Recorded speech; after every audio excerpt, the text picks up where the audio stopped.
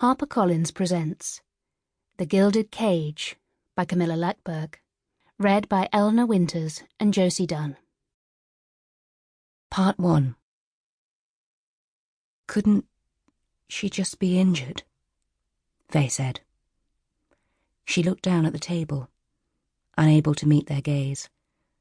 A brief moment of hesitation, then a sympathetic voice. There's an awful lot of blood from such a small body, but I don't want to speculate until a medical officer has made an evaluation. Faye nodded. Someone gave her a transparent plastic mug of water. She was shaking so much as she raised it to her lips that a few drops ran down her chin and dripped onto her blouse. The blonde policewoman with the kind blue eyes leaned forward and gave her a tissue to dry herself with. She wiped herself slowly. The water was going to leave nasty blotches on the silk blouse. Not that it mattered anymore. There's no doubt, then. None at all. The female police officer glanced at her colleague, then shook her head. She chose her words carefully. Like I said, a doctor needs to reach a verdict based on the evidence at the crime scene. But as things stand, everything points towards the same explanation, that your ex-husband Jack has killed your daughter. Faye closed her eyes and stifled a sob. Julienne was asleep at last. Her hair was spread out across the pink pillow. Her breathing was calm. Faye stroked her cheek, gently, so she wouldn't wake her. Jack was coming home from his business trip to London that evening. Or was it Hamburg? Faye couldn't remember. He'd be tired and stressed when he got home, but she'd make sure he managed to relax properly. She carefully closed the bedroom door, crept into the hall, and checked that the front door was locked. Back in the kitchen, she ran her hand along the worktop. 3 meters of marble. Carrara, naturally. Unfortunately, it was ridiculously impractical. The porous marble absorbed everything like a sponge and already had some ugly stains.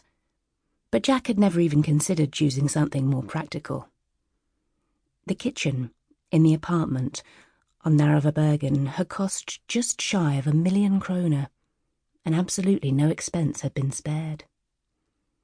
Faye reached for a bottle of Amarone and put a wine glass on the counter. The glass touching the marble, the glug as the wine poured. These sounds were the essence of her evenings at home when Jack was away. She poured the wine carefully, so there wouldn't be another red wine spatter on the white marble, and closed her eyes as she raised the glass to her lips. She dimmed the lighting, then went out into the hall, where the black and white portraits of her, Julienne, and Jack hung.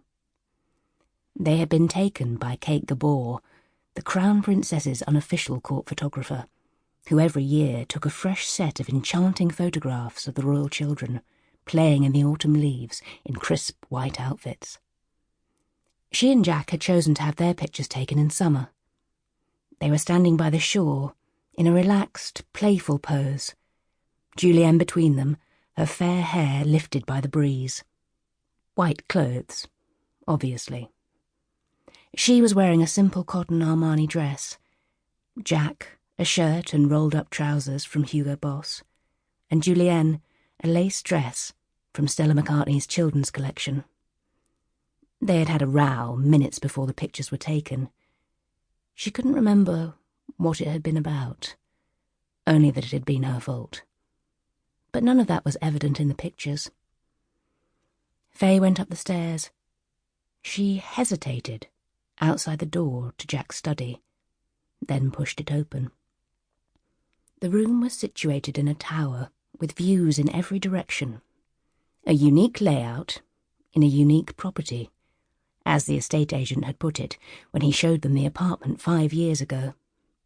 She had been pregnant with Julienne at the time.